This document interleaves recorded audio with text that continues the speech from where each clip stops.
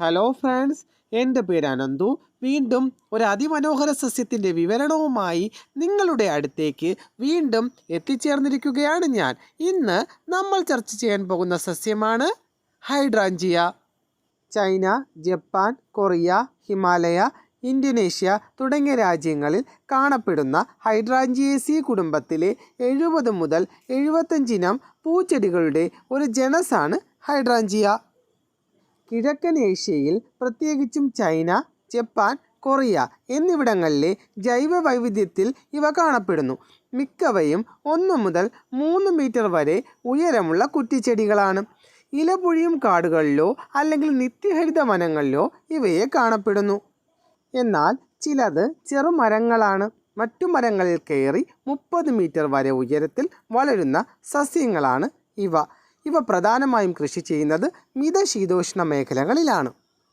അതിമനോഹരമായ പൂക്കൾ തരുന്നൊരു സസ്യമാണ് ഹൈഡ്രാഞ്ചിയ. അതുകൊണ്ട് തന്നെ നമ്മുടെ കേരളത്തിലെ ഗാർഡനുകളിൽ ഇവ തീർച്ചയായും ഒരു പ്രാധാന്യമർഹിക്കുന്ന ഒന്നാണ്. ഇവയെ ഏത് രൂപത്തിലാക്കിയായാലും നമുക്ക് ഗാർഡനുകളിൽ സൂക്ഷിക്കാവുന്നതാണ്. പ്രധാനമായും ഹൈഡ്രാഞ്ചിയ സസ്യങ്ങൾക്ക് 2 ഇനം കളറുള്ള പൂക്കളാണുള്ളത്. പല ഹൈഡ്രാഞ്ചികളുടെ പൂക്കളും സ്വാഭാവിക pH സൂചകങ്ങളായി പ്രവർത്തിക്കുന്നു. മണ്ണ് അമ്ലമയമാകുമ്പോൾ നീലപ്പൂക്കളും മണ്ണ് ക്ഷാരനിറമാകുമ്പോൾ പിങ്ക് നിറവും പൂക്കൾ കാണിക്കുന്നു. മണ്ണിലെ pH അനുസരിച്ച് ഹൈഡ്രാഞ്ചിയ പൂവിൻ്റെ നിറം മാറാം. ഏകദേശം 5.5 അല്ലെങ്കിൽ അതിന് താഴെയുള്ള മണ്ണിൽ നീലപ്പൂക്കൾ ഉണ്ടാകും. 6.5 അല്ലെങ്കിൽ അതിൽ കൂടുതലുള്ള pHൽ പിങ്ക് ഹൈഡ്രാഞ്ചികൾ ഉണ്ടാകുന്നു. ഹൈഡ്രാഞ്ചിയ സസ്യങ്ങൾ ജനപ്രിയ അലങ്കാര സസ്യങ്ങളാണ്. ഇത് വളരെ പ്രാധാന്യമർഹിക്കുന്ന ഒരു പൂക്കൾ തരുന്ന സസ്യമാണ്. പുതിയ ഇലമുകുളങ്ങൾ പ്രത്യക്ഷപ്പെടാൻ തുടങ്ങുമ്പോൾ ചിലത് വാർഷികാടിസ്ഥാനത്തിൽ വെട്ടിമാറ്റുന്നതാണ് നല്ലത്.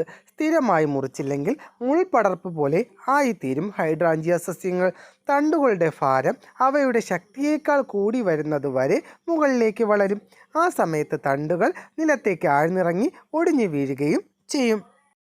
ഹൈഡ്രാഞ്ചിയുടെ റൂട്ട്, റൈസോസോം എന്നിവ മൂത്രനാളിയിലെ അവസ്ഥകളുടെ ചികിത്സയ്ക്കായി ഹെർബൽ മെഡിസിനായി യൂസ് ചെയ്തു വരുന്നു. കൂടാതെ ഡയോററ്റിക് ഗുണങ്ങളും ഉണ്ട് ഇവയ്ക്ക്.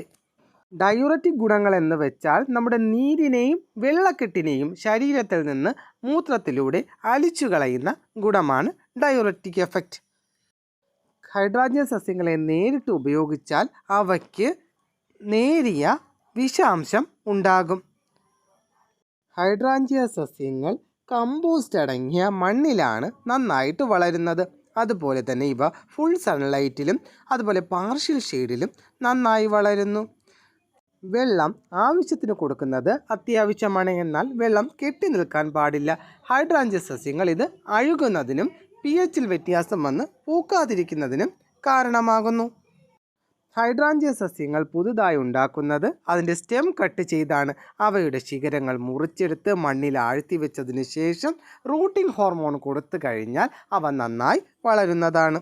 ഹൈഡ്രാഞ്ചിയ എന്ന അതിമനോഹര സസ്യത്തിൻ്റെ വിവരണം ഇവിടെ അവസാനിക്കുന്നു. മറ്റൊരു സസ്യത്തിൻ്റെ വിവരണവുമായി നിങ്ങളിലേക്ക് തിരികെ എത്തിച്ചേരുന്നത് വരെ it's me Ananthu signing off. ദയവ് ചെയ്ത് ഈ ചാനൽ സബ്സ്ക്രൈബ് ചെയ്യുക, സപ്പോർട്ട് ചെയ്യുക.